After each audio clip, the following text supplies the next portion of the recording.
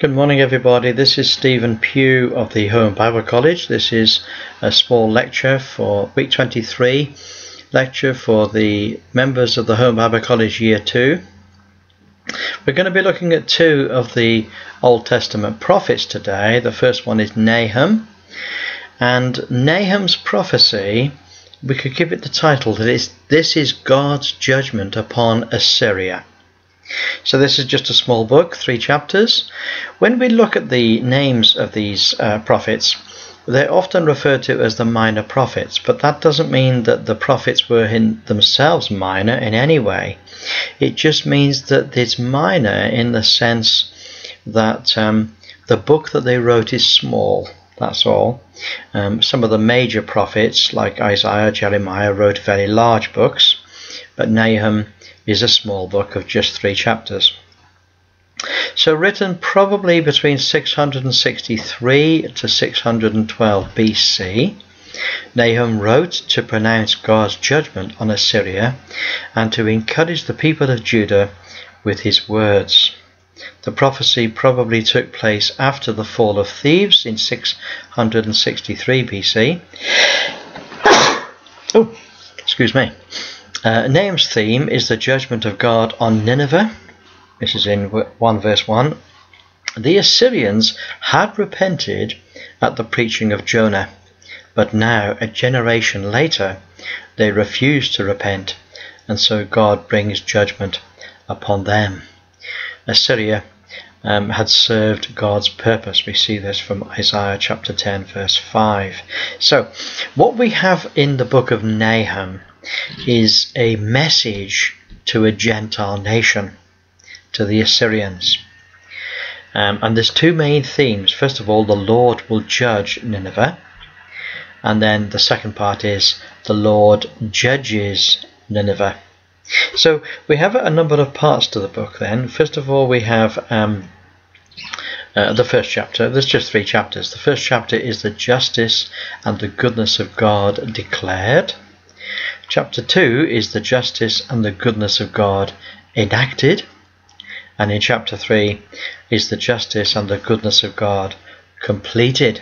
So the first chapter then is about the anger of the Lord against Nineveh. You see, most of us think only of Israel. We only think of either Christians or Israel. But of course God has a covenant relationship with all of the Gentile nations, not according to the Mosaic law, but according to the law of God, which he gave to Noah. In chapter 2, we discover that Nineveh will fall, and in chapter 3, we have the general condemnation upon Nineveh. We could call it Woe to Nineveh. Now, the next book is the little book of Habakkuk. Now this also is a small book of just 3 chapters, and we could call the book of Habakkuk, we could call it Tough Questions and God's Answers. So it's an Old Testament book then written by the prophet in about 612 BC to 588 BC, and the prophet asks questions of God and God supplies him with answers. So the first part of the book then is about questions and answers. It's a Q&A book. And the second part is about prayer and worship.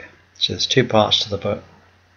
The first part is the first chapter, which is 17 verses, and it's Habakkuk makes his complaint to God about what he perceives as being injustice. Now in chapter 2, the Lord answers all his questions. And in chapter 3, Habakkuk bursts forth in a prayer of praise to the wisdom and to the might and to the salvation of God. So, a fascinating book, absolutely fascinating. Not a big book to read, just like Nahum, small books to read, but this is a tremendous man of God. This is a prophet of the Lord, one to be feared, even as God fears, even as men fear God. He's a man to be feared, and he brings this tremendous message from God, and he expresses his questions He expresses what God says in answer, and the result is a bursting forth of prayer and praise to the Lord.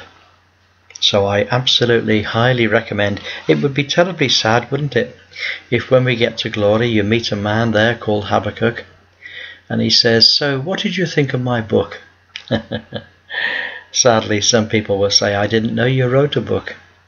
What a tragedy. This is just 3 chapters, but these 3 chapters are the product of the whole of his life and ministry. Well, God bless you. I look forward to catching up with you next time. And bye for now.